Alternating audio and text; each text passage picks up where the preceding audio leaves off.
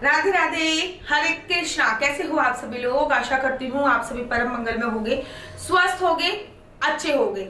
आप में से बड़े सारे लोगों को एवरी डे मेरे इंस्टाग्राम आईडी डॉक्टर आशु दीदी पे कमेंट्स करते हैं कि दीदी कृपया करके हमें इसके बारे में बताइए, उसके बारे में बताइए। आपके अनगिनत क्वेश्चन होते हैं, तो मुझे लगा क्यों ना एक अच्छी सी सीरीज चालू करी जाए जिसका नाम रखा जाए टॉक टू आशु।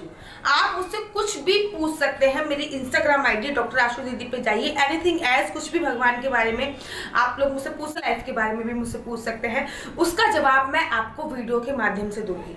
जैसे कि अभी तो मैंने जो ये क्वेश्चन उठाया है मैंने कमेंट्स में, जिसमें आप लोगों ने द्वारा मुझसे पूछा गया था कि दीदी क्या पुराने दियों को रीयूज किया जा सकता है? क्या पुराने मिट्टी के कलश को रीयूज किया जा सकता है? कृपया इसके बारे में हमें अवगत कराइए।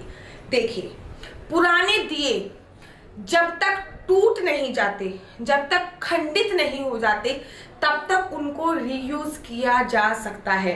दिवाली के बहुत सारे पुराने दिए बच जाते हैं, एकादशी के बहुत सारे पुराने दिए बच जाते हैं। मैं भी यही करती हूँ। मैं बताती हूँ प्रोसीजर क्या होता है अकॉर्डिंग टू शास्त्र। सबसे पहले आपको पुराने दिए लेने हैं। पुराने दियों को अच्छी तरीके से धो लेना है।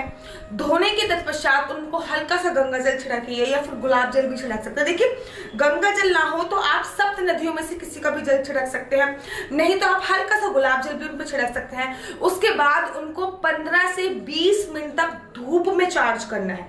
इस बात का आपको ध्यान रखना है कि अगर वो धूप में चार्ज हो रहे हैं, मतलब धूप में अगर आपने रख लिया उसको और धूप में अगर वो चार्ज हो गए तो वो दोबारा रीयूज के लायक हो जाती। धूप होती है वो सारी की सारी नेगेटिव एनर्जी को खींच लेती है, और वैसे भी मिट्टी का जो ओरा होता है ना, वो बहुत जल्दी क्लीन होता है। और धूप किसी भी चीज के ओरे को क्लीन करने के लिए सबसे ज्यादा सर्वोत्तम है।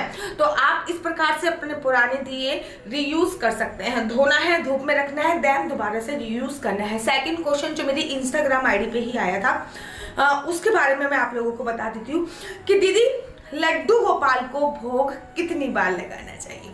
अकॉर्डिंग टू शास्त्र जो रूल्स रेगुलेशन है बांके बिहारी जी के मंदिर में, मैं वही रूल्स रेगुलेशन फॉलो करती हूँ। बांके बिहारी जी बाल स्वरूप है, छोटे से हैं, लाला है। लड्डू गोपाल भी क्या है? छोटे से हैं, लाला है।